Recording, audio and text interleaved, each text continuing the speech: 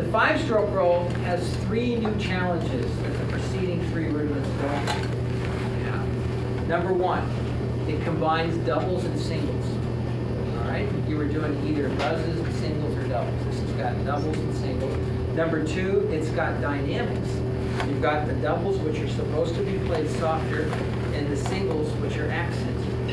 And the 3rd challenge is it alternates. It goes from starting with the right hand, then it has to be played with the left hand, and back and forth. So I'm going to just go ahead and demonstrate the 5-stroke roll, slow, fast, slow, and we're going to break it down. I'm going to give you some tips on how you can develop this.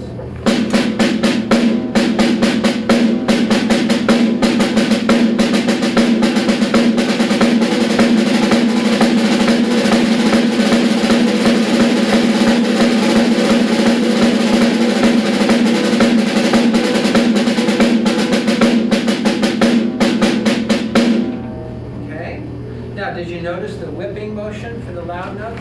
Yeah, I'm trying to keep the doubles down here. And then for the accents, I'm doing the arm-wrist combination stroke that I started out talking about today. So when we do this slowly, we're actually wristing the doubles. So we're making 5 motions. 1, 2, 3, 4, 5, 1, 2, 3, 4, 5. But like with the other rudiments, the key is to get rebound involved. So once we start bouncing the sticks, we actually reduce 5 motions to only 3. 1, 2, 3, 1, 2, 3. Okay? So it becomes a 3-stroke roll. Now, easier said than done, mind you. But here's a method that you might start practicing to see if you can do this. What I like to do is think of playing in triplets.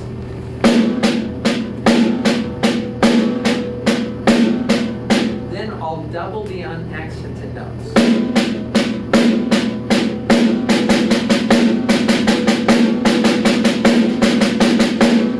So I'm suggesting practicing it in reverse, starting with the accented single and then following it with the doubles. You'll see, as I play a little drum set with some of these rhythms, that it doesn't really matter if you always start with the doubles. If you do them in succession, you can hear the singles being the beginning. Ultimately, you want to actually spend time, I think, rhythmically, placing the single at the end, in the middle, and at the beginning of the beat. Then you have a lot more rhythmic possibilities to use this rudiment. But that little technique of working with triplets with an accent on the first note and doubling the second and third notes will help you to start to feel this pattern better. Now, a really quick method of getting the feeling for loud and soft notes. It's always a lot easier to play something that's inside that you feel than something that you're having to go, now how do you do that? Ultimately, we play our best when we don't think of things we play, but when we hear things, when we play what we hear. When we're developing something, we have to think about it to do this. So I like to use this technique for developing this whipping motion. I call it a hands on your leg technique. Where what you do is you sit down in a chair, you place your hands on your legs, and we can all try this. If you want to put your worksheets down, we'll give it a shot.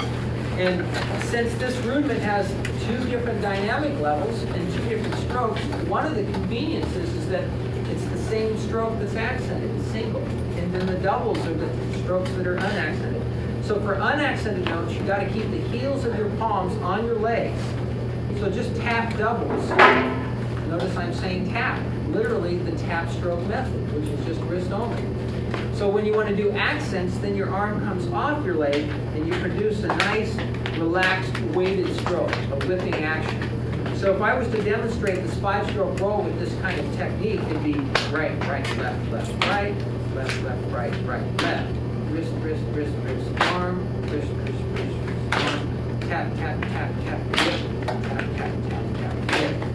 And what's really important is that there's lots of curve in your hand. So everything's very natural and relaxed. And you may notice that I'm not waiting till the last minute to bring up the hand for the next accent. As soon as I can get it up in the air, I start raising it very gently. And if you spend time working on 5-stroke rolls, paradiddles, any of these rudiments that have accent and unaccented note combinations, and you use this hands on your leg technique, it's going to make a big difference in getting it inside a lot quicker, which then you can get it outside a lot faster. So if I play this again, I want you to pay attention to how I'm wristing the doubles and I'm using a whip stroke for the singles. Do it on concert stand.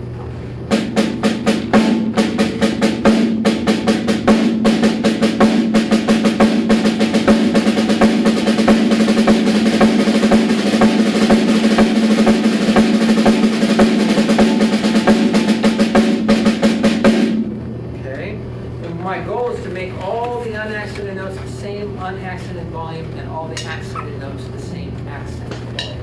And by having a slightly different technique for the unaccented notes, it makes it easy for all of them to stay about there. And then having a uniquely different technique for the accented notes makes it easier for those to stay there. Instead of trying to do it all mentally, robotically, I like to feel what I'm playing. That's why I play music. Because I like to feel it. Okay? So that's a perfect example. And notice this, if I just play triplets, watch this.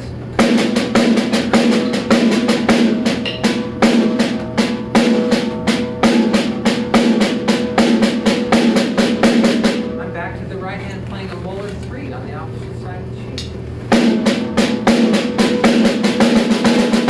So if you can get it going in both hands, then you're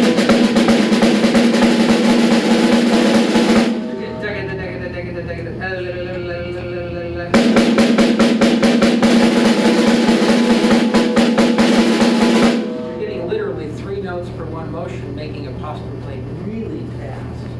And if you ever watch Buddy Rich on his slow build-up, it was all wristed really fast, and at the very end, you go, you Moellerize it, and because he wants some dynamics there. It's just all the same. It's not going to have as much energy. I don't have that mix. Okay. All right. Any questions on the 5? Okay, we're going to briefly go through the paradiddle, take a quick break, and then I'm going to show you how to play these rudiments on the set, and then we'll close out with the flam and drag and some questions.